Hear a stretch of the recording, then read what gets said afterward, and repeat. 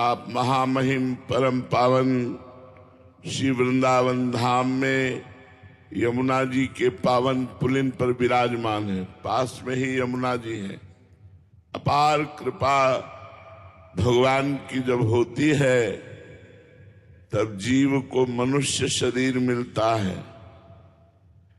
फिर जब और कृपा बढ़ती है तो साधु समागम मिलता है। जब कृपा का परिपूर्ण स्वरूप प्रकाशित होता है तो साधना प्राप्त होती है।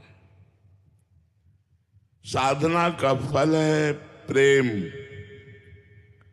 सब साधन कर यह फल सुंदर, प्रभु पद पंकज प्रीति निरंतर। अपने श्यामा श्याम के चरणों का निरंतर चिंतन होना, निरंतर नाम जप करना, निरंतर लीला गुण गायन करना। अंदर ही अंदर चिंतन चल रहा है भगवान की लीलाओं का, गुणों का, नाम का। ये फल है साधना का। हमारी साधना परिपक्व हो रही है, इसका लक्षण क्या है? पहला है शांति। चाहे जितनी विपत्ति आवे, दुख आवे, अपमान हो, निंदा हो, अशांत मत होना। यह अध्यात्म की पहली सीढ़ी है।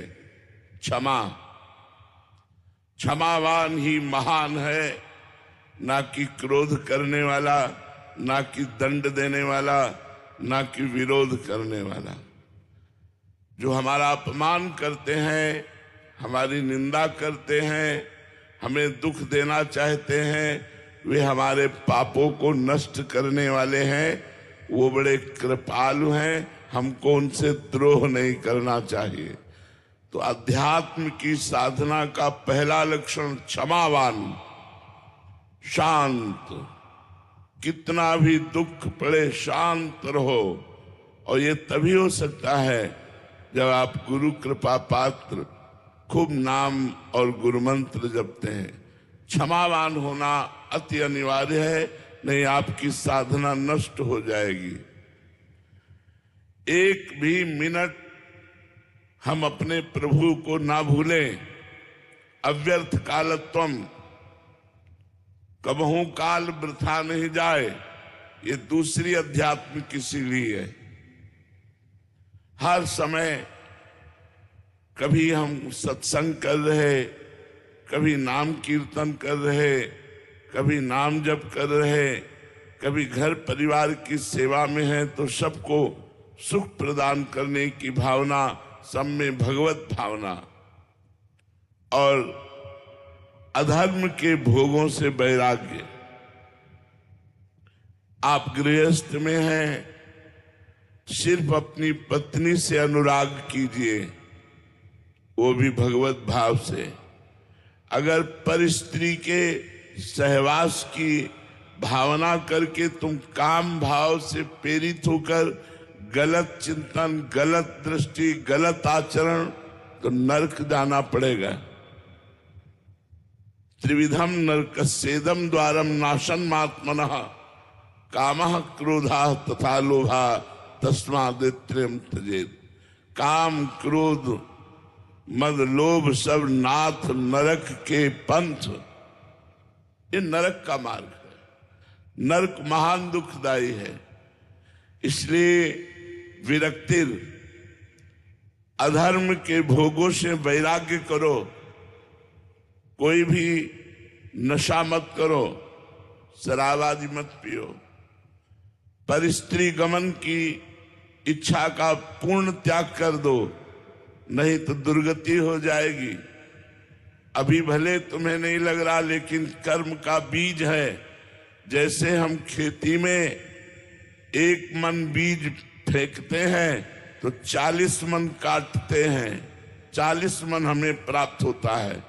ऐसे ही हम गंदा आचरण करते हैं, वो छोटा आचरण बड़ा दंड देने वाला होता है।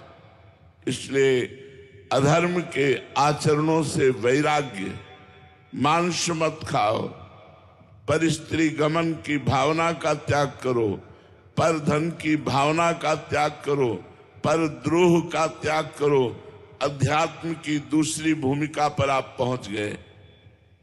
तीसरी, मान शून्यता। सम्मान की चाह नहीं होनी चाहिए। लोग हमें प्रशंसा करें, प्रणाम करें, भगत माने, ऐसी भावना अगर हमारे अंदर रहेगी तो हम अध्यात्म की तीसरी भूमिका पर नहीं चढ़ पाएंगे। अध्यात्म की तीसरी भूमिका पर सबहि मान प्रद आप अमानी। दूसरों को मान प्रदान करो और स्वयं मान रहित रहो। मान शून्यता। चौथी भूमिका, इसी जन्म में भगवत प्राप्ति होगी ऐसा दृढ़ निश्चय हो जाना चाहिए। आशा बंधा।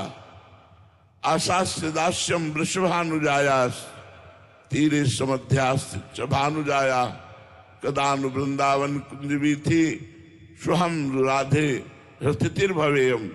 हे किशोरीजू, कब ऐसा होगा कि वृंदावन की बीथियों में मैं आपका गुणगान करता हुआ आपके दासत्व की भिक्षा मांगूं कि हे लाडली मैं आपका दास बन जाऊं, हे प्रियाजू मैं आपका दास बन जाऊं। तो आशा बंधा, ये दृढ़ आशा हो जानी चाहिए चौथी भूमिका में कि मुझे भगवत प्राप्ति होगी। पांचवी भूमिका, समुत्कंठा नाम गाने सदा रुचि। नाम में रुचि होकर उत्साह सहित हर पल नाम जप करना, ये बहुत बड़ी बात है। ये जो भूमिका जागृत होती है अध्यात्म की पांचवी, इसमें उत्साह सहित नाम जप होता है। एक क्षण के लिए नाम छूटे तो भारी क्लेश होने लगता है, अशांति होने लगती है। तद स्मरणेन परम व्याकुलते थी। धिक्कार है हमारे इस मिनट को जो मिनट भगवान से विमुख गया। यही विपत्ति है, यही हानि है जहां भगवान का विस्मरण हुआ। कहा हनुमंत विपत्ति प्रभु सोई, जब तो सुमिरन भजन न होई।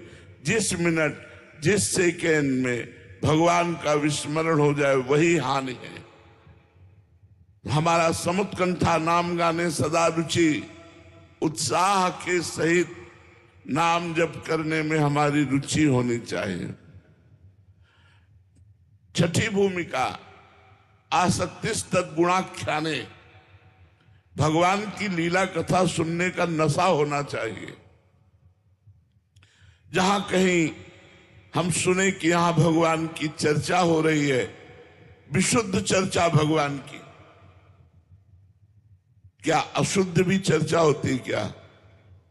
हां, जिस चर्चा को मान और रुपया पैसा और सांसारिक पदार्थों के प्रलोभन से किया जाता है, उसमें कपट रूपी अशुद्धता आ जाती है। चौथी भगत मम गुणगन करे कपट तजगान। ये कपट त्याग कर जहां निष्कपट भगवान की चर्चा हो रही हो वहां जरूर सुनना चाहिए। अगर कहीं सुनने को ना मिले, ऐसा अवसर ना आवे, तो अपने घर में सदग्रंथ रख ले। श्रीमद् भागवत है, रामचरितमानस है, और भी भगवान के परम पावन ब्रह्म ऋषियों द्वारा लिखे हुए ग्रंथ हैं। उन ग्रंथों को रख ले और उनका स्वाध्याय करे। आसक्तिस तद्गुणाख्याने। और आखिरी है भगवान के धामों में प्रीति हो जाना। हम वृंदावन के बिना जी नहीं सकते। हमारी ऐसी प्रीति हो जाए, हम ब्रज 84 कोस के बाहर नहीं। अगर बाहर हम रहते हैं तो हमारा मन ब्रज 84 कोस में रहता है। तन बंबई कलकत्ता में रहे लेकिन मन वृंदावन में रहे, यही जीवन का परम लाभ है। ये साथ हमारी भक्ति की भूमिकाएं अगर हृदय में जागृत हो जाए तो हमारा मानव जीवन सार्थक हो जाए। इसलिए सबसे प्रार्थना है आप जो गुरु पूर्णिमा के उत्सव में आए हैं, आपका सबसे बड़ा पूजन होगा हमारी बात मान लेना। ये फल फूल रुपया पैसा इनका कोई महत्व नहीं, मायाकृत है, पर आपके पास यही है इसलिए आप भाव से लेकर आते हैं। लेकिन वास्तविक गुरु पूजन का स्वरूप है आज्ञा सम्न सुसाहिब सेवा। अपने साहब की सेवा, उनकी आज्ञा का पालन करना। तो हमारी प्रार्थना है दुख विपत्ति संकट शोध निगेटिव भाव नकारात्मक भाव इन पर विजय प्राप्त करने के लिए राधा राधा राधा खूब नाम जप